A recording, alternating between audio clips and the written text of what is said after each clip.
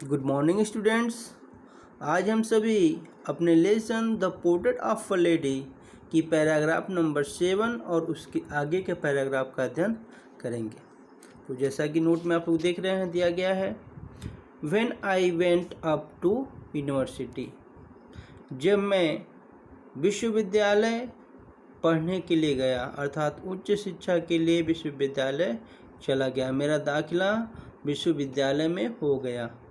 I was given a room of my own, तो मुझे मेरे लिए खुद का अपना एक रूम मिल गया।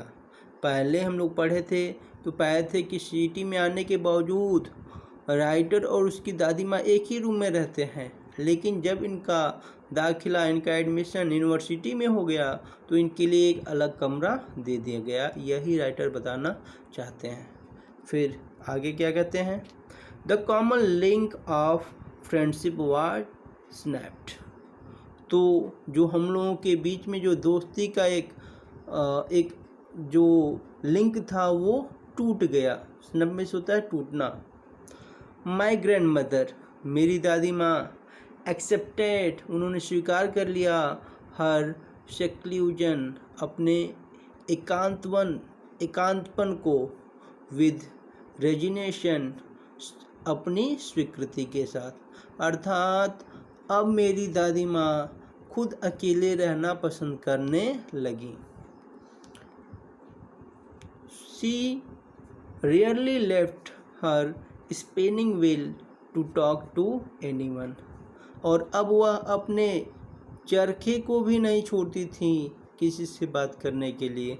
अर्थात वह अपना अधिक से अधिक समय चरखा चलाने में ही व्यतीत करती थी। अब वो दूसरों से कम ही बातें किया करती थी, अब वो अकेले रहना पसंद करने लगी थी। यह राइटर बताना चाहता है। फिर आगे कहते हैं writer, from sunrise to sunset, सुबह से लेकर शाम तक, she sat by her wheel spinning and reciting prayers, सुबह से शाम तक उनका एक काम क्या था, या तो वो अपना चरखा चलाती थी अर्थात जो धागा वगैरह बुनने का काम है वो करती थी, या भगवान की प्रार्थना करती थी अर्थात प्रेयर को रिसाइट करती थी। अर्थात वो सुबह से शाम तक अपना पूरा समय इन्हीं सब चीज़ों में व्यतीत करती थी, जैसा कि आप लोग चित्र में देख सकते हैं।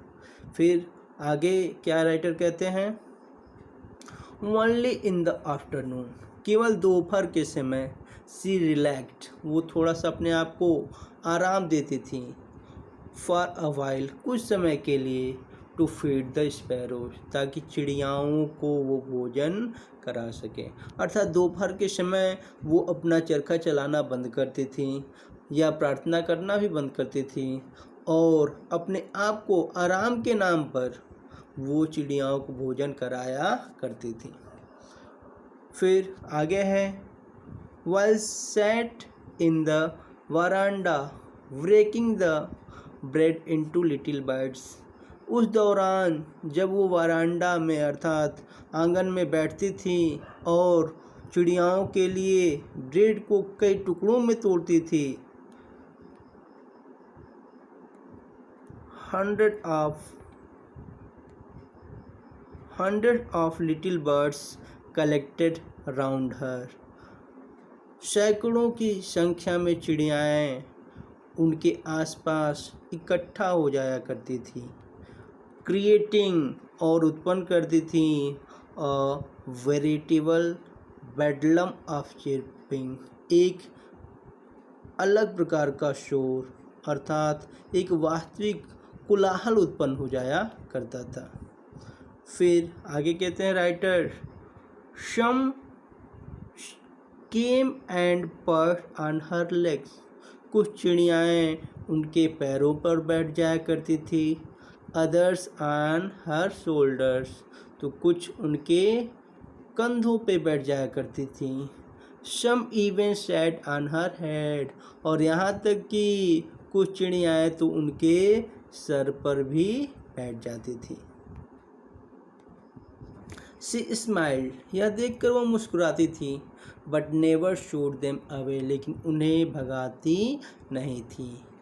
इट यू to be the happiest half hour of the day for her, और शायद यह उनके लिए उनके पूरे दिन का सबसे खुशनुमा आधा घंटा हुआ करता था। फिर नेक्स्ट पैराग्राफ में कहती हैं, when I decide to go to abroad for further studies, जब मैंने तय किया कि मैं अब उच्च शिक्षा के लिए विदेश जाऊंगा, बाहर जाऊंगा, अर्थात कहीं और दूसरे देश में पढ़ने जाऊंगा। आई वॉज श्योर, मैं निश्चित था, my grand mother would be upset, कि मेरी दादी माँ परेशान हो जाएंगी। अर्थात मैंने जब यह तय किया कि मैं अब यहाँ पे नहीं बल्कि विदेश जाकर अपनी उच्च शिक्षा पूरा करूँगा, तो मुझे इस बात का शक था, मैं मानता था कि मेरी ग्रैंड मदर अर्थात दादी माँ इस चीज़ को लेके परेशान हो जाएंगी। I would be away for 5 years and at her age one could never tell, क्योंकि मैं अगले 5 सालों तक यहाँ से दूर रहूँगा और उनकी उम्र को देखकर कोई भी नहीं कह सकता है कि मैं आऊँ तो वो मिलेंगी। बट लेकिन माई ग्रैंड मदर कोड, मेरी दादी माँ ऐसा ही कर सकती हैं, अर्थात उनका मानना था कि कोई दिक्कत नहीं है, तुम जाओ पढ़ के आओ, मैं तुमसे पुनः इसी तरीके से मिलूँगी। अर्थात राइटर जो सोच रहा था कि उनकी दादी माँ ये सुनकर परेशान हो जाएंगी, ऐसा कुछ नहीं हुआ। फिर आगे है, she was not even sentimental, वह यहाँ तक कि यह सुनकर भावुक भी नहीं हुई। राइटर डरता था कि परेशान हो जाएंगी, लेकिन उनके ऊपर कोई प्रभाव नहीं पड़ा जब राइटर ने कहा कि मैं बाहर जाकर अपनी उच्च शिक्षा को पूरा करना चाहता हूँ। तो आगे क्या हुआ, आइए हम लोग इसको देखें। She came to leave me at the railway station. अब राइटर है, सारे लोग मान गए राइटर पढ़ने के लिए जा रहा है, तो सभी लोग राइटर को छोड़ने के लिए स्टेशन पे आए हैं। तो उसी दौरान ये भी अर्थात उनकी दादी माँ भी उन्हें स्टेशन छोड़ने आई हैं। वही दिया गया है, she came to leave me, वो आई ताकि मुझे विदा कर सकें एट द रेलवे स्टेशन, उस रेलवे स्टेशन पर। बट लेकिन डिड नॉट टॉक, लेकिन वो बात नहीं कर रही थी। और सो या दिखा भी नहीं रही थी एनी इमोशन, किसी प्रकार का संवेग या संवेदना, अर्थात वो किसी प्रकार का इमोशन प्रस्तुत नहीं कर रही थी कि वो बहुत ज़्यादा परेशान है राइटर के जाने को लेकर। इस दौरान स्टेशन पे भी वो क्या कर रही थी वही आगे बताया गया है। हर लिप्स मूव इन प्रेयर्स, अभी भी उनकी ओठ अपने प्रार्थना को गुनगुना रहे थे। हर माइंड, और शायद उनका पूरा दिमाग, पूरा ध्यान वाज लॉस्ट इन प्रेयर, अपनी प्रार्थनाओं में ही खोया हुआ था। हर फिंगर्स वर बिजी, उनकी उंगलियां अभी भी व्यस्त थीं। किसमें व्यस्त थीं? Telling the beads of rosary, जो माला था उनको गिनने में, अर्थात जाप करने में अभी भी उनकी उंगलियां व्यस्त थीं।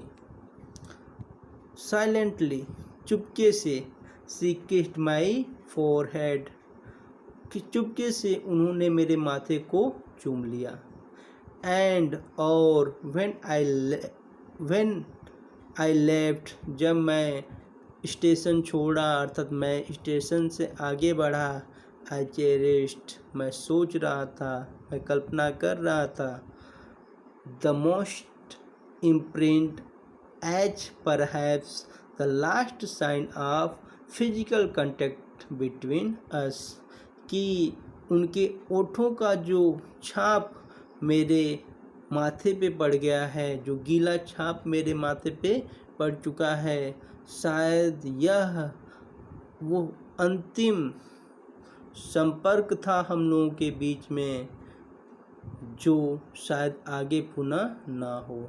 क्योंकि राइटर को डर था कि जब मैं शिक्षा पूरा करके आऊँ तो शायद मेरी दादी माँ न रहें, इसलिए वो कहता है कि जो उनकी दादी माँ ने उनके माथे को चूमा था, राइटर को डर था इस बात का कि ये शायद उन दोनों के बीच में अंतिम रूप से शारीरिक संपर्क हो, अर्थात उन्होंने उनके स्पर्श को अनुभव करने का ये अंतिम मौका हो, क्योंकि शायद जब ये 5 साल बाद लौटे तो शायद इनकी दादी माँ न रहें, यही राइटर कहना चाहता है।